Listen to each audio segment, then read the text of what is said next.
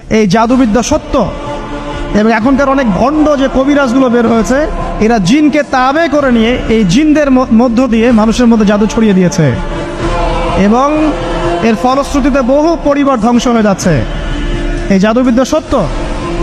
আরও একটা জিনিস সত্য, নবী সাল্লাল্লাহু আলাইহি ওয়াসাল্লাম বলেছেন ইন্না আইনাল হক, চোখের নজর সত্য। নবী করিম সাল্লাল্লাহু আলাইহি ওয়াসাল্লাম বলেছেন চোখের বদনজর সত্য। এই যে আমরা বলি ফেসবুকে এত বেশি ছবি দিয়েন না ভাই, ছবি তুলেন না, ছবি তুলেন না, বারবার যে বলি নিষেধ করি, কারণ কি জানেন? একটাই কারণ, বিকজ চোখ লাগাটা সত্য। মানুষের চোখ লাগে, এই কথা শুনলে অনেক মজুমদাররা হাসবে না, কথা বুঝতে পারেন নাই?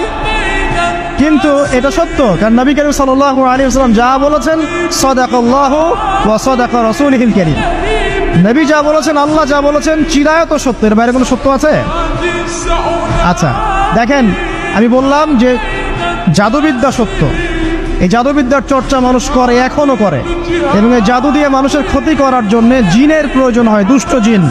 এই জিনগুলোকে মানুষ তাবে করে মানুষের ক্ষতি করার চেষ্টা করে। দেখবেন এখন গ্রামে গঞ্জে শহরে সব জায়গায় ছড়িয়ে পড়েছে না? দেখবেন, খুব সতর্ক থাকবেন। আমি পরে সলিউশন বলছি আপনাদেরকে। আরেকটা বলেছি, নবী সাল্লাল্লাহু আলাইহি ওয়াসাল্লাম বলেছেন চোখের বদনজর এমন সত্য যে একটা উটকে এই রান্নার ডেকচির মধ্যে ঢুকাই ফেলতে পারে। একটা উট খুব সুন্দর, ভালো, আপনি দেখছেন মাশাআল্লাহ বলেন নাই, নজর লেগেছে, উটটা মারা গেছে দেন, তারপর তাকে জবাই করে খেয়ে ফেলতে হয়েছে।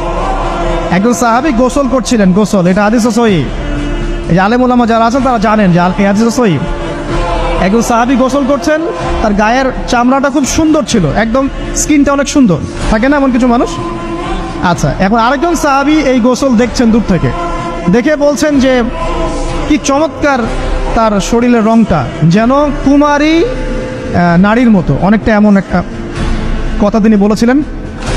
সাথে সাথে এই সাহাবী অজ্ঞান হয়ে পড়ে গেছে। কোন সাহাবী? যিনি গোসল করছিলেন। এটার আপনি কোনো ব্যাখ্যা দিতে পারবেন না তো, এখানে কোনো সায়েন্স দিয়ে বা মেডিকেল সায়েন্স দিয়ে আপনি কোনো ব্যাখ্যা করতে পারবেন না। একটা ব্যাখ্যা দিতে পারেন, কিন্তু কেন সেটা হলো সেটা আপনি অ্যান্সার খুঁজে পাবেন না। তো নবী সাল্লাল্লাহু আলাইহি ওয়াসাল্লামের কাছে নিয়ে যাওয়া হলো তাকে, তিনি বললেন যে এই ব্যক্তির ব্যাপারে কি কেউ ভালো মন্দ কিছু বলেছিল?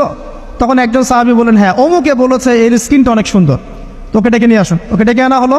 ডেকে আনার পর নবীজি তাকে অনেক শাসালেন, তোমরা তোমাদের ভাইদেরকে কি মেরে ফেলতে চাও?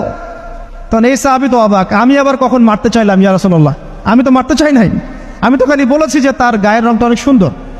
তখন তিনি বললেন, কেন তুমি সুবহানাল্লাহ বললে না, কেন তুমি মাশাআল্লাহ বললে না?